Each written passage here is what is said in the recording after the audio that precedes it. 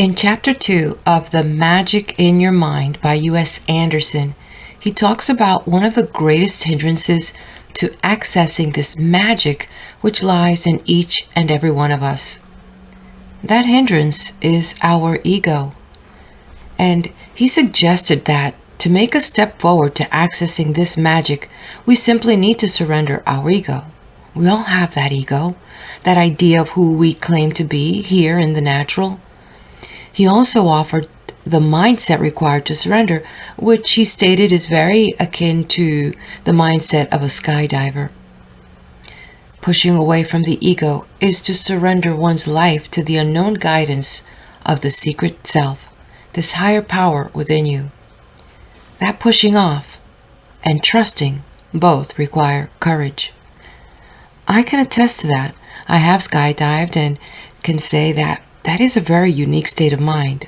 The good news is you don't have to skydive to understand this analogy, but I will say that battling the ego is not easy. It wants to convince you that somehow without it you won't survive, when in fact the opposite is true, and I know that many of you can attest to that.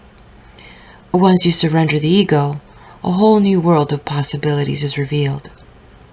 Hello, I am Daisy. And in this video, we're going through the pages of U.S. Andersen, The Magic in Your Mind, Chapter 3. Feel free to visit my book playlist to access previous chapters and learn more about letting go of the ego and embarking on the path of illumination and transfiguration through the divine guidance within, as he calls it, the secret self. And now join me for Chapter 3, The Greatest Magic of All. Mechanistic notions of life are all too prevalent in society today. Most people believe a thing is what it is because of being made out of, by and from other things, and most of us are intent on moving this thing by hand, as if fancying ourselves chess players, and life the board, and the pieces the things we are concerned with. All too soon, we find we're opposed by an inscrutable and ruthless opponent, and our end is inevitable. We have concerned ourselves with only the surface aspect of the game, and such a viewpoint never can fathom life's nuances and real significance. Immortal hand and eye. Material concepts of existence wind up depressingly sterile, for after the complex machinery of the human body is reduced to its tiniest cell, still the animating presence is not found. Nothing is there but the yawning abyss of a dead and unheeding universe to greet the material researcher. The form of a thing suits its function, and its function suits its purpose, and inherent in each is a complex and highly intelligent design, far surpassing anything yet possible to the surface mind of man. It is not so much the form that we must be concerned with, but the idea that lies behind form, the intelligent purpose that gives that form perfect function. A quote from William Blake. Tiger, tiger, burning bright in the forest of the night, what immortal hand or eye could frame thy fearful symmetry?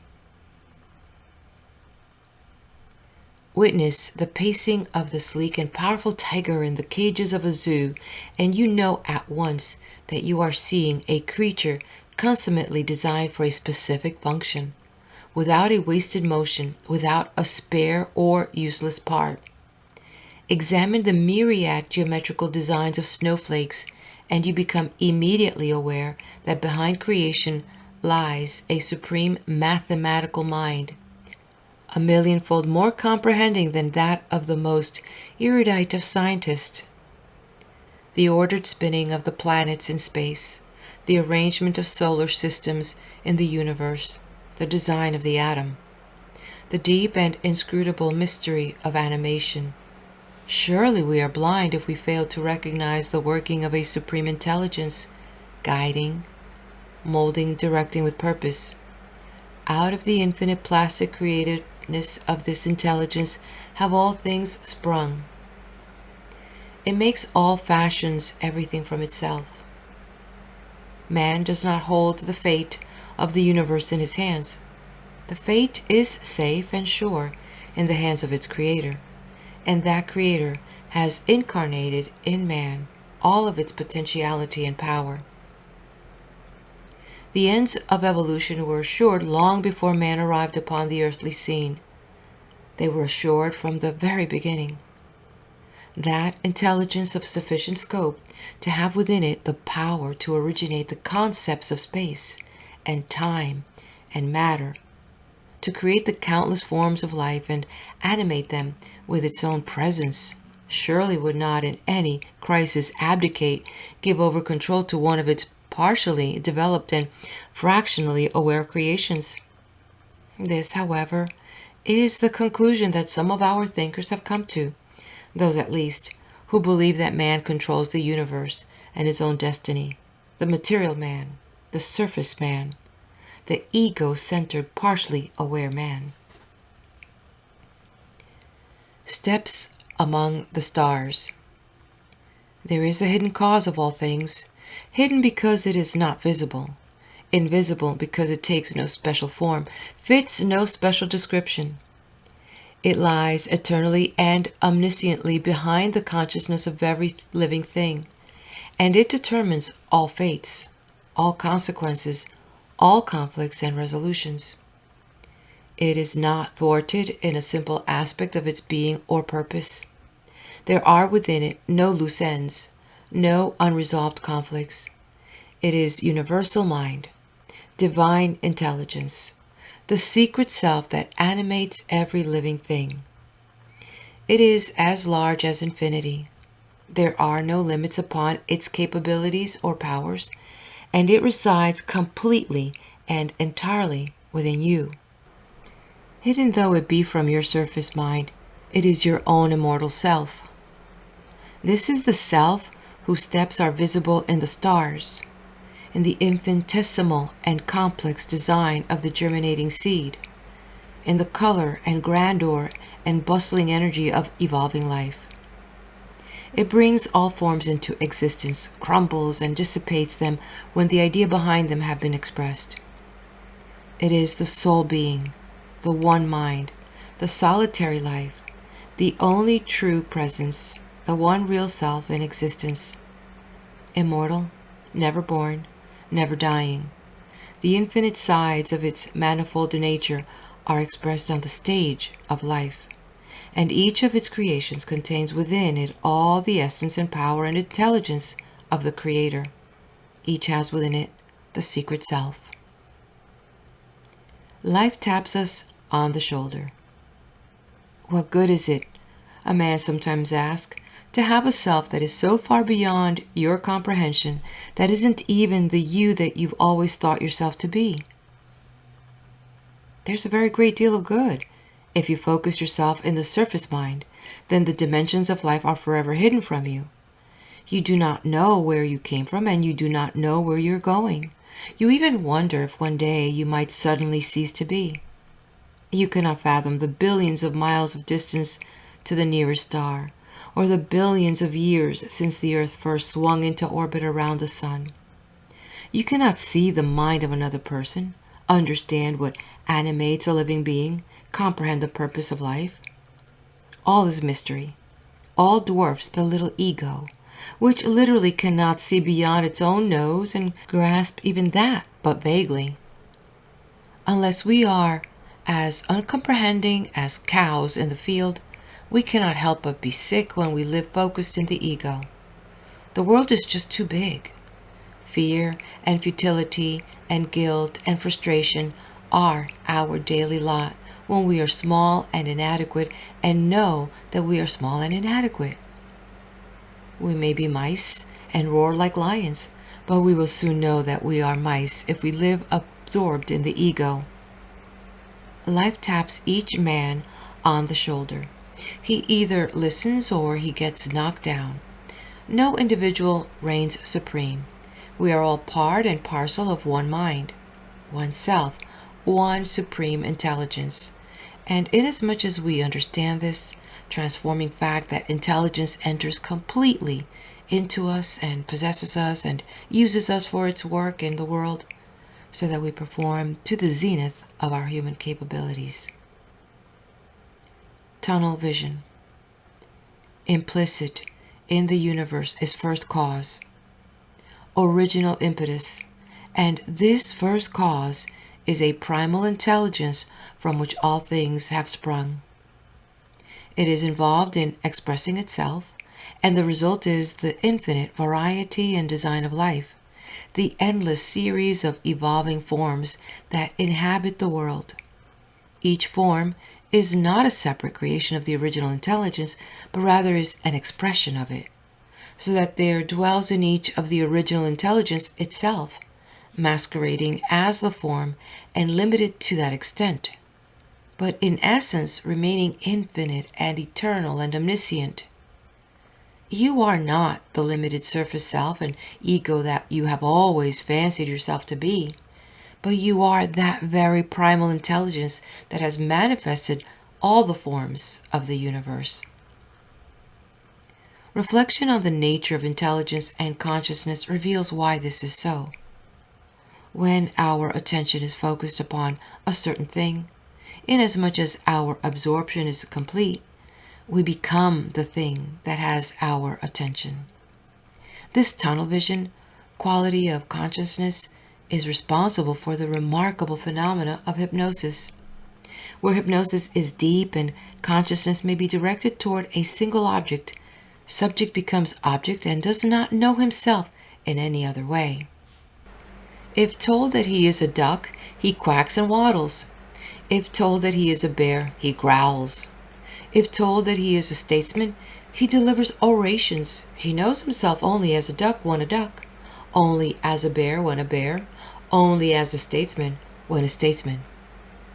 Surely universal intelligence itself must be so absorbed in each of its manifestations, becoming the thing it has become with complete amnesia for its true state and all other manifestations of its nature. This is why we do not know what we truly are and become the thing that our consciousness is focused upon. Conceptual universe.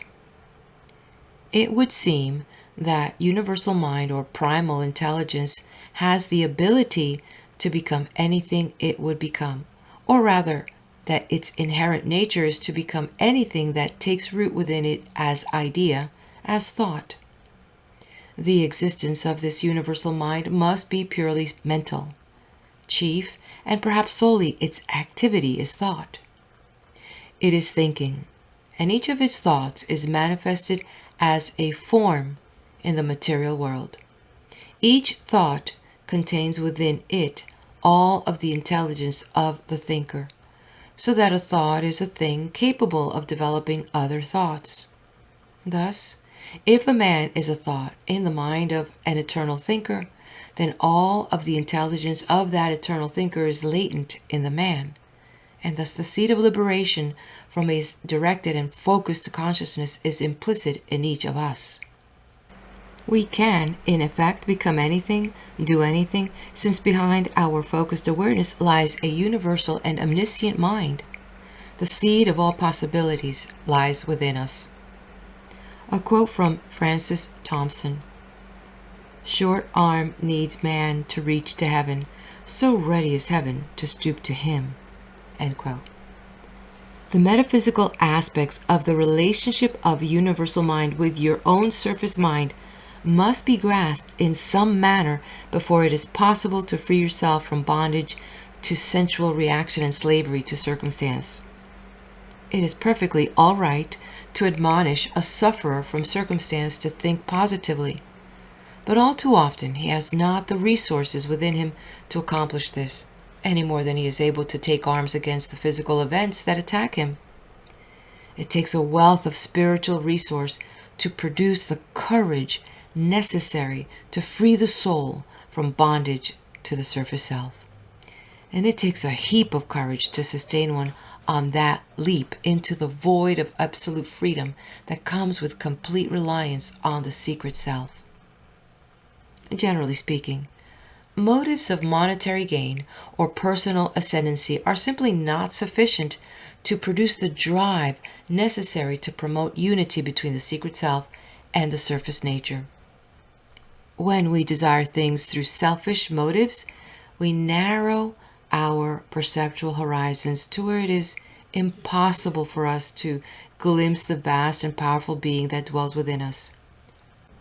We can be beaten into complete submission, into abject humility, but such cessation of the urgings of the ego is all too often temporary, and when the equilibrium of our lives has been restored, then the ego gathers a new strength, reconsiders its abdication, once again takes over the life to the sorrow of the person within. The only true and lasting conversion to unity with the secret self comes from possessing the facts of the mental and spiritual world we inhabit, so that all mind is seen one mind, all spirit one spirit, all persons one person, and such perception is not accepted on faith or belief, but from a clear perception of the facts as they exist, on indisputable and irrevocable proof. Only mental understanding through increased awareness can accomplish this. The eternal thinker. Life for each of us is exactly as we construe it to be, and this is the mental law under which we live. Similarly, all notions of theology and metaphysics are, for each of us, exactly as we construe them to be. For the ideas that take root in our consciousness determine the scope and limitation of our consciousness. In short, God is as we fancy him to be, and we have only to change our notion of him in order to change him. He is idea only because he is mind, and that idea, which is the largest, the most perfect, most workable, clearest, is therefore the nearest approximation of the Godhead. Our illness is caused by the little way we are able to see, and only we enlarge our vision, push back our horizons, are we cured. The metaphysic upon which this book is based is this: there is an eternal thinker eternally thinking, and each thought he thinks appears to be separate from him, but it is not. It represents the thinker only, but not entirely. And insofar as the thought exists at all, it is the thinker, though not completely. The thinker is God, the thought is man, and God has absorbed himself in the thought, but is not bound by this absorption, and may liberate himself at any time by expanding his awareness. As long as man is absorbed in the ego, he is absorbed in the thought and remains the thought, is bound by the idea that actuated him in the first place. But when he lays aside his absorption in the ego, then his entrancement has begun to shatter, and he is beginning to recognize himself as God. As soon as he makes any approximation of this psychic position whatever, he has arrived at a place where he can change the idea that actuated his ego in the first place, where he can make himself into an entirely different person simply by being able to accept an entirely new and different idea about himself. We must penetrate the apparent duality of life before we are able to clearly understand our oneness with the secret self. There are not many different natures and beings at work in the world, only one. All are different aspects of this one being. In each is enclosed that amount of consciousness that determines the form of the thing, but the consciousness enclosed is still the consciousness of the secret self, limited and apparently separated because it is absorbed in the thing it has become. And this absorption, this limitation, is what we know as surface self, as ego, and it is the veil that separates us from knowledge of our vaster nature and true being. To get rid of ego, then, is the thing to be done. To subordinate it to the secret self, to place it in proper psychic position to its master and director, and above all, to recognize it is as primarily illusion, a changing thing, a temporary cloud that stands between us and pure and complete unity with the divine. These are the steps a novitiate must take before his works in the world are marked by power and effectiveness. Conditioning consciousness. All lack, limitation, and malfunction that touches our lives is carried in our minds, is literally created there because it is a product of our limited and ego-centered consciousness. We stumble because we do not see, and this condition of not seeing places the obstacle in our path. Edward Carpenter stated, "It should be as easy to expel an obnoxious thought out of your mind as to shake a stone out of your shoe." But alas, it is not so. The obnoxious thought is not a thing of itself, but rather the lack of a thing. Negative conditions are imperfect perceptions. It is when we are not able to perceive that we falter. You simply cannot turn your mind upside down and shake out something that is not there in the first place. The reason the obnoxious thought exists is because the consciousness is too small and simply does not see. The remedy, rather than trying to cast out something that is not truly there, is to expand consciousness until it can be seen that lack and limitation and malfunction only exist by virtue of imperfect mental perception. This is why there is such a great deal of failure on the part of persons who try to create positive conditions in their lives by thinking positively. Usually, such positive thoughts center around money, health, love, security, inner peace. A person who lives in a constant state of apprehension is told that all he has to do to develop courage is to tell himself that he is brave. Still, no lion-hearted warrior he. All positive statements to himself avail nothing. And he is left just as cringing and tension-filled after his self-treatment as before. Perhaps more so, for now even the little confidence he once had has been stripped away. It is simply no good telling yourself that something is white when your eyes tell you that it is black. In order for that something to become white, it must appear white. And the only way it will appear white is for you to be able, by psychic development, to penetrate the illusion of the blackness. Fear is not inherent in circumstance, it is inherent in our reaction to circumstance. If we wish to conquer fear, we must develop such knowledge and perception as enable us to see control and safety in those situations we formerly found threatening. There is nothing wrong with being afraid of a lion, but if we wish to conquer that fear, we're going about it the wrong way when we try to hide the fear from ourselves and step out to meet the lion in ignorance, thereby providing the beast a tasty meal. The only way to conquer fear of lions is to learn to handle lions. Once we have learned control, we step out to meet the lion in perfect safety. A quote by Alexander Pope. "It is not strength, but art obtains the prize, and to be swift is less than to be wise." End of quote. The proper psychic position. The single cause of all things is the secret self. Out of it all is made. The infinite procession of animate forms in the world is a manifestation of its many-sided and eternal nature. The secret self is purely mental. Its essence is light, electricity.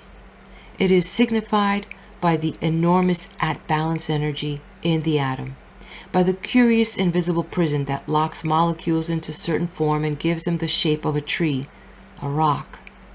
The wonderful, emancipating, hopeful fact is this: the interaction of the secret self with its creations is the cause of evolution in the species and the cause of evolution in the individual.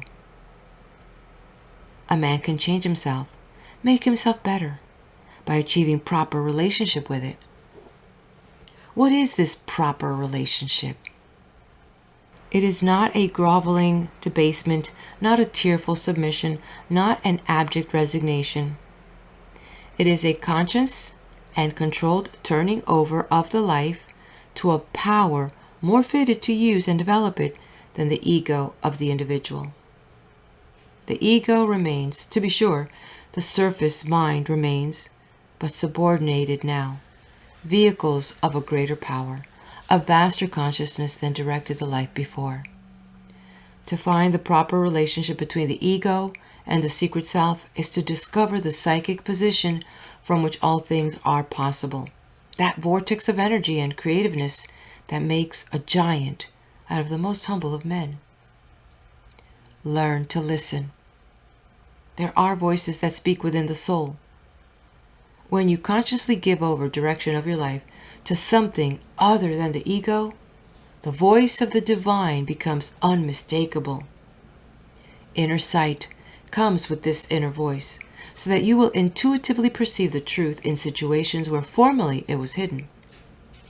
Mysteriously, the boundaries of consciousness widen, encompassing persons, things, situations, so that you move in accord with their natures, so that your actions begin to take on a kind of infallibility through being perfectly attuned with your surroundings and the persons with whom you come in contact. Unlocking the prison of self. Imagination is the key that unlocks the prison of self. Each of us is contained within the poor four walls of his ego, and it is this containment, this restriction, that visits our ills upon us, that locks us away from the source of our power. The mental essence of the secret self is imagination. In one quick instant, imagination can span all boundaries, all space, all time. Man, the physical man, is only an infinitesimal creature struggling in the gigantic abyss of space and time. But man, the mental being, has the same stature as the universe itself, for his mind can perceive all and understand all, the very structure of matter and life. Imagination propels him into such understanding. Imagination is his link with the secret self. John Masefield wrote, "Man consists of body, mind, and imagination. His body is faulty, his mind untrustworthy, but his imagination has made him remarkable. In some centuries, his imagination has made life on this planet an intense practice of all the lovelier energies." It has been established that whatever is maintained as an image in the mind will make its way into the outer world and manifest as a physical fact. This is not because we have changed the outer world, but because we are able to see there only those things that our consciousness is conditioned to perceive. By changing our consciousness, we alter our perception. Consciousness is generally altered by stimuli from the outer world. One born into money tends to develop a prosperity consciousness and thus to live all his life in a condition of plenty. Similarly, one born into a condition of poverty tends to develop a scarcity consciousness and thus to live all his life in a condition of scarcity. Insofar as this is true of each of us, we are slaves to our environment. Yet, the liberating tool lies within imagination. According to how we use this consciousness conditioning power of our minds, we are able to remake our lives. Imagination can condition your consciousness any way you choose. Properly used, it can make you master of all events, all circumstances. No longer need you exist as an equation of reaction to the things and events that surround you, but instead you may cast up within your mental being those images that most suit your inner goals and intents. Seeing these instead of opposition and discouragement, nothing under the sun can stop you from achieving them. Visualization. What a lovely thing is the power of the mind to visualize.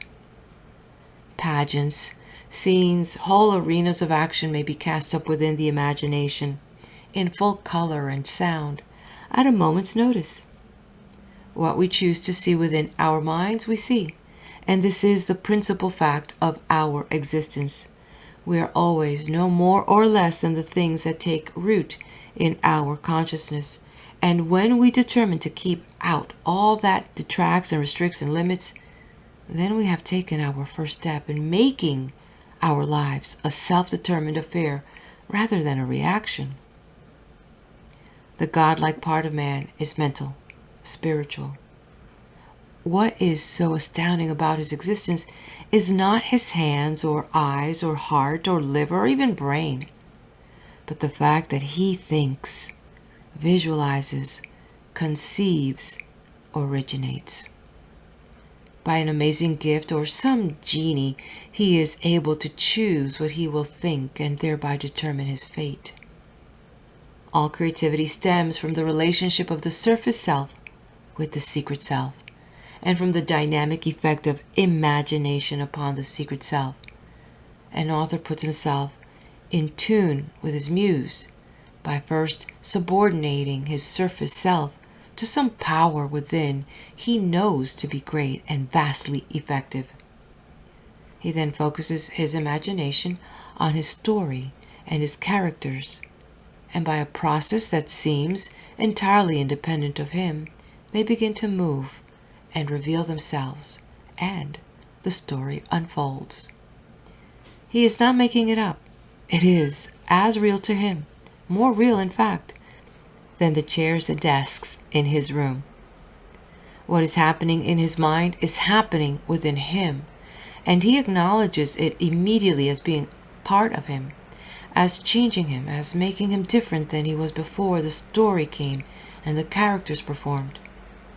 Upon the moving screen of his mind, an intensely significant and highly symbolic drama is played. For what he visualizes there is taken unto him and becomes a part of him, and his consciousness is altered by it. It is not the author who creates the book, but the book that creates the author, just as we all are creations of the mental images and ideas and thoughts that have found a home in our minds. The seed of perfection. Each of us is an infant in the metamorphosis of the soul through myriad forms and an eternity of changings. We fancy ourselves as concrete things, something with boundaries, unchanging, and when we have occasion to refer ourselves or examine ourselves introspectively, we believe we know what we refer to and are adamant in our avowal of self. The truth is, we neither know ourselves, nor are we the same from one moment in our lives to the next.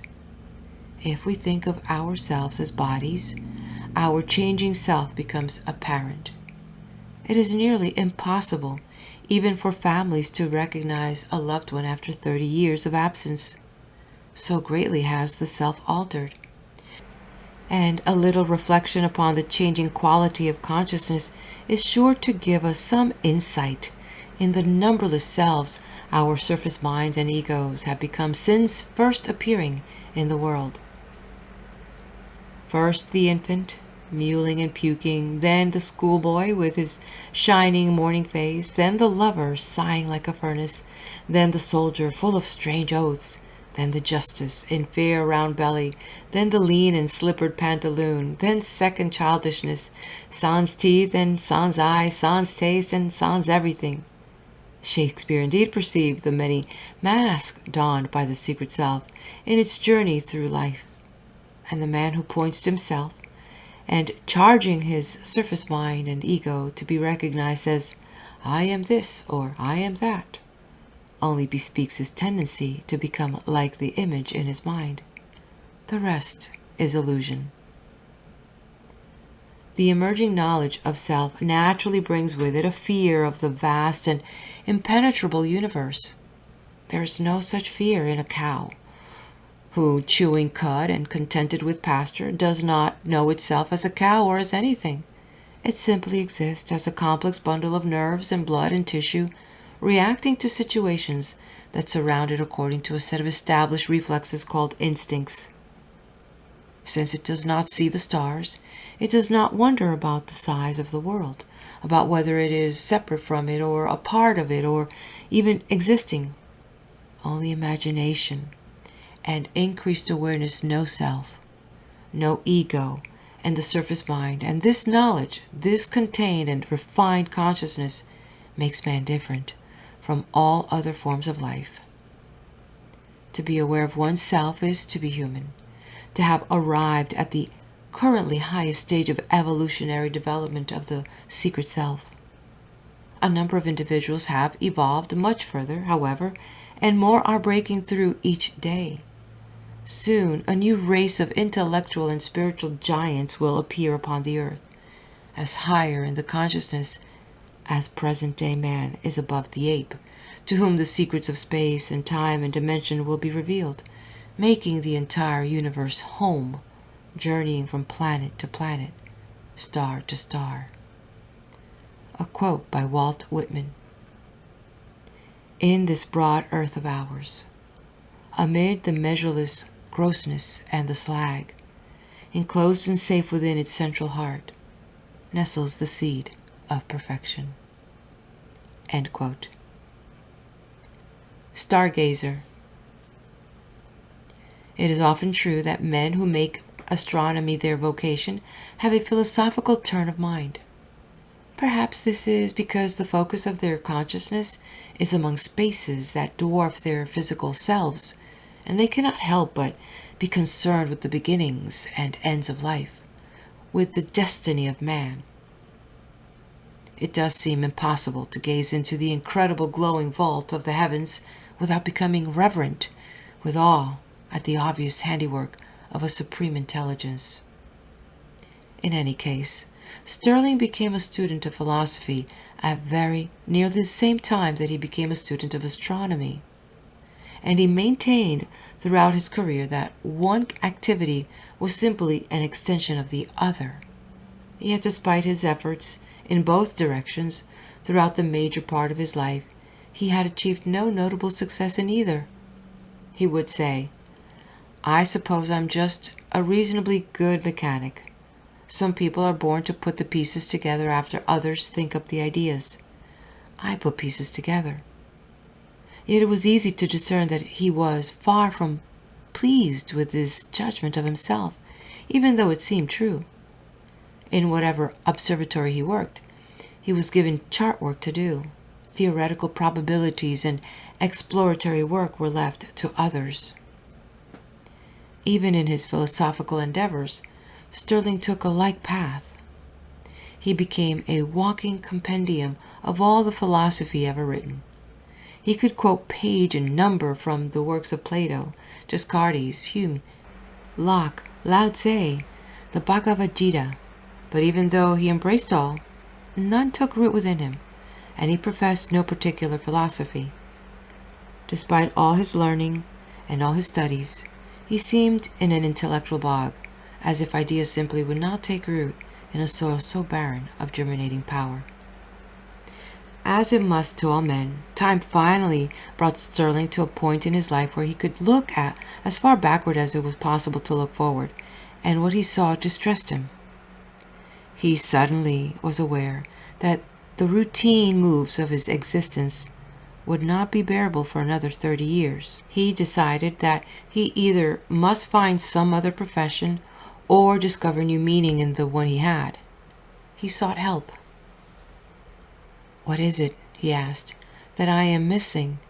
It is almost as if some ingredient had been left out of me at birth, so that I am incapable of grasping the meaning of life. I see the design in all, in the heavens, in the logic and concentration of man's intellectual effort, but I cannot see what it has to do with me. Why the simple fact of my existence has anything to do with the world and what is going on in it." "Can you imagine a world without yourself in it?" he was asked. "Certainly, and I often think it would be much better." If you think it is possible that you once never existed at all, how can you feel you will continue to exist after this life is finished? I don't. I figure this is all. When the curtain comes down here, that's finis. But what about the design you mentioned? The obvious concerted effort of life towards some common goal? That belongs to somebody else, not to me. I can't even understand it, let alone be a part of it. How can you isolate yourself from the things you see about you? If all of life seems to be part of some central guiding intelligence, surely you can see that you must be too. If whatever is being done here is being done through the incarnation of some supreme being, then each incarnation represents that supreme being, and it is not different or isolated from it. Perhaps not. Logic seems to support you. I can only tell you how I feel, and I feel left out, not a part of what is going on. Then your trouble must be selfishness. Sterling nearly leaped out of his chair. Selfishness? He exclaimed. I have a wife and 4 children, and I provide for them all. I serve on the board of my church, on the Chamber of Commerce, and I belong to 4 service clubs. Seems to me that half my life is spent serving others. How can you say I am selfish? I didn't mean that you lack concern for others. I mean you are over-concerned with yourself. Anyone who completely delimits and isolates his own being is selfish, is egoistic, because he cannot expand his consciousness beyond the limits he has imposed upon it. He has no chance whatever of perceiving his unity with all life, with all beings. How does one go about this? By trying, by making an attempt. As long as you continue to rail against the meaninglessness of life, so long will you add substance to the veil, for you are insisting the ego, giving it a reality that it does not truly have, and therefore you are blinding yourself with it. Do you mean that simply by trying to know a higher consciousness one automatically achieves a higher consciousness? Perhaps it is that simple. Certainly when the human psyche opens itself to reception of a knowledge that lies beyond it, then and only then is it in a position to receive such knowledge. Is not this a change in consciousness? What was closed and impenetrable now is open and receptive. That is the secret of increased awareness. Is this a solitary thing? Must one retire from the active life in order to achieve it? By no means. The best spot of all is the area of your daily work and activity. If you will get outside yourself in each thing you do and make a deliberate effort to feel and think from the standpoint of others who are involved in events with you, then you will find that door in your consciousness will be opened. Light will shine through. Sterling decided to give it a try. He stated that his exploration of the heavens had always been a thing apart from him. He had peered into space as if he were an interloper, and the only thing that had revealed to him was that he was an indiscernible speck upon an indiscernible speck. He decided to work on the theory that the entire heavens were within his own consciousness. The idea intrigued him. Several months later, he discovered a new nova. Within a year, he presented a paper elucidating upon the constant creation of hydrogen. It was widely acclaimed. He made this statement to his friend. It is impossible to penetrate the heart of a matter if one is detached from it. In some kind of mysterious way, we all share the same consciousness, and when we manage to break down the walls that separate us from the things we are doing, we are able to grasp their meaning by a kind of direct apprehension. I suppose you could call this intuition, but actually it is a great deal more. It is absolute knowing through being the thing you are attempting to know. If this sounds mysterious, I can only say it happened to me. I found a nova not because I saw it, but because I knew it was there. I was able to help on the constant creation theory, not because I am mathematical genius, but because I knew deep inside me that it was so. Expressing the unexpressed. Carl Jung wrote, "Since we cannot develop backwards into animal consciousness, there remains only the more strenuous way forward into higher consciousness." Nearly all human ills, fears, guilt, hostilities, and frustrations stem from the fact that we no longer have the insentience of animals, but have not as yet expanded our awareness beyond the limits of our surface selves. As long as we remained chained to our surface selves, life will be a burden which we are not fit to cope with. Strange, how different it is to convey the simple message. The delusion of separate ego self is so strong in many people that no amount of persuasion, example, or proof can dissuade them from their illusory consciousness.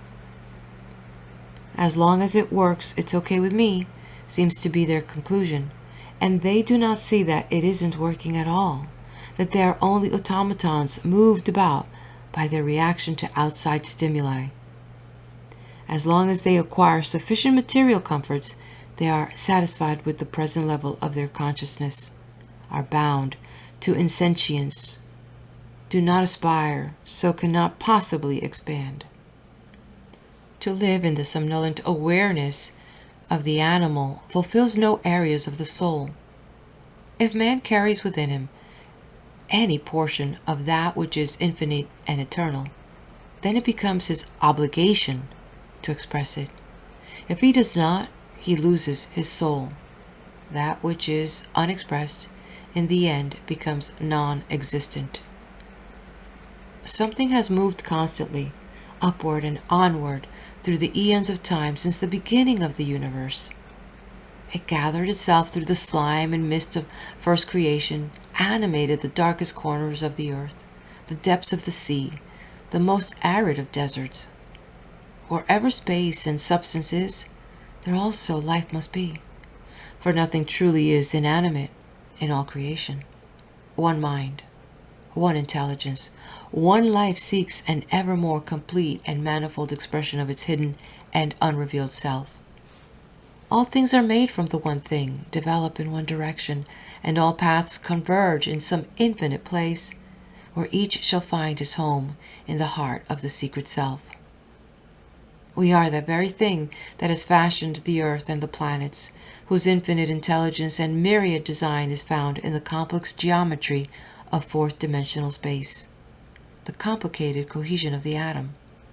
We have only to resign the mask we present to others and ourselves, to let go of ego and seek residence in a wider range of consciousness, and there will be revealed to us at once a living universe of which we are not only the center, but which we completely contain.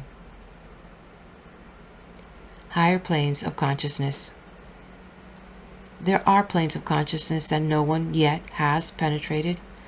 Waiting for the intellectual adventurer is a whole host of unexplored realms of the mind. Man may have crossed the oceans and visited the poles, may even now be venturing into space, but thus far he does not even know his origin or his destiny. These lie hidden in the dormant layers of his consciousness. The unavoidable cause of all things is mind. Before anything material, anything substantive was ever made, there had to be prior knowledge of such creation, and that prior knowledge could only be held by an intellectual being, a mind. It therefore follows that in the crucible of creation, the thought always precedes the thing, that thoughts themselves are things in the process of being formed. The nature of existence is to be conscious. To be conscious is to think. To think is to give form to thought, for all consciousness is motor, and the moment a thought impresses itself upon consciousness, consciousness sets about giving it form. Everything that exists, then, exists by virtue of consciousness. It is made from nothing but primal intelligence, exists because it is idea or thought, in the mind of primal intelligence. Insofar as the creation of things embodies a degree of the primal intelligence, the thing so created and the intelligence so embodied approximates the intelligence of the Creator. The thing created becomes even more like its creator, is only different because of the limitation imposed upon it by the idea which gave it form. Power to change. Insofar as increased awareness creeps into each created thing, so there comes to it a liberation from bondage to the idea that originally gave it form.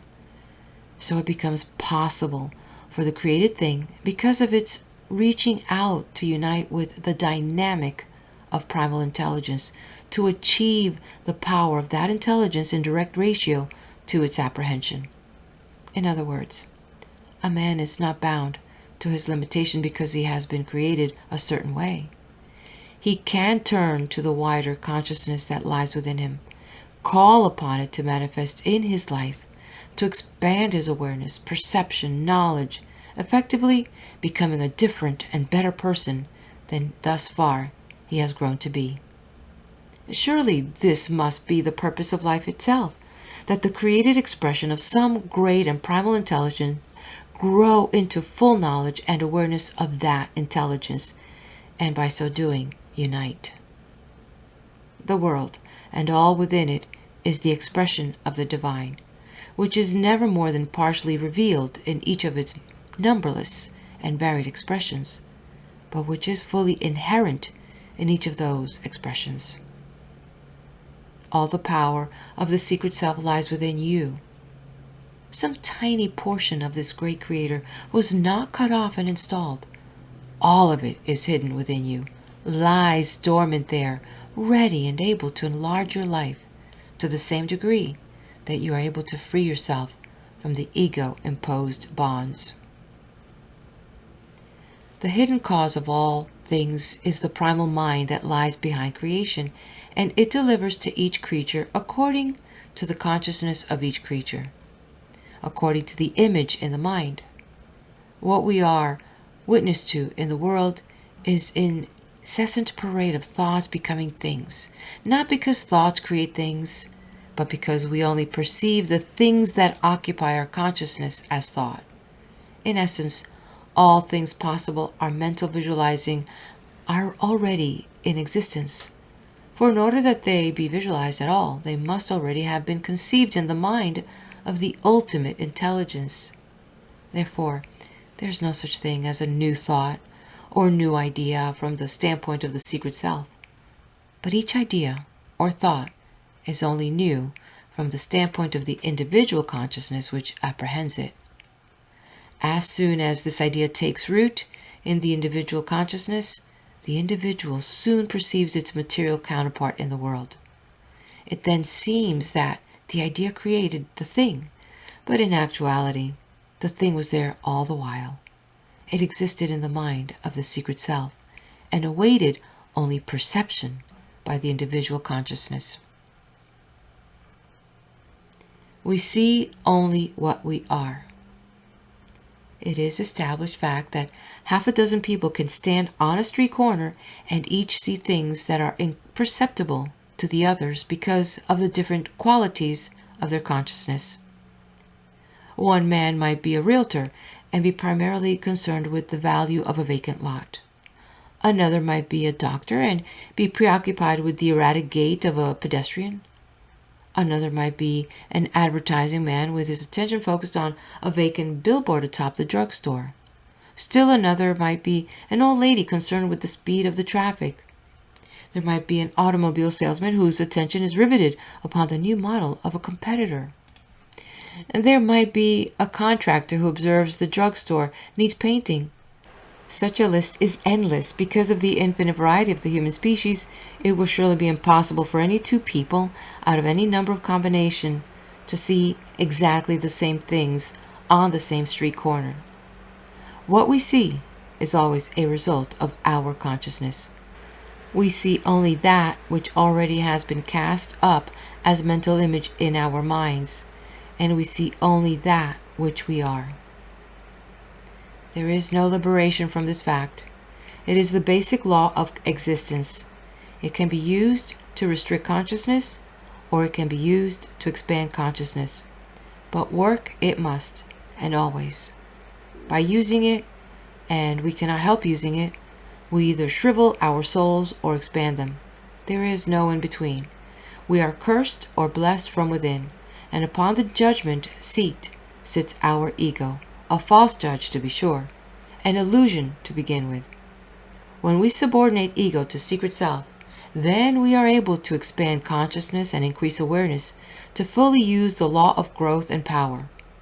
But as long as the ego remains king, that long will we be slaves to a tyrant which imprisons our consciousness within narrow boundaries. Trailblazers. The path that mankind treads toward discovery of unity with the secret self is sure. Such discovery is the goal of evolution. The earth one day will be occupied by a race of intellectual and spiritual giants in whom the secret self is fully revealed. Meanwhile, the path is not blazoned, and trail breakers proceed singly. Set off along it, if you will. There will be as much satisfaction in the journey as in the destination. For adventure is here, soul-stirring excitement, profound intellectual stimulation. Behind you, aroused slightly, coming slowly, but always following, is all humanity. Wrote Thomas Carlyle. Quote, "The lightning spark of thought, generated, or say rather heaven kindled, in the solitary mind, awakens its express likeness in another mind, in 1,000 other minds, and all ablaze up together in a combined fire." End quote. And also the end of chapter 3. Let's head over now to chapter 4. But before we do, hit that like button, subscribe to the channel, leave me a comment, and let's go learn about self-mastery.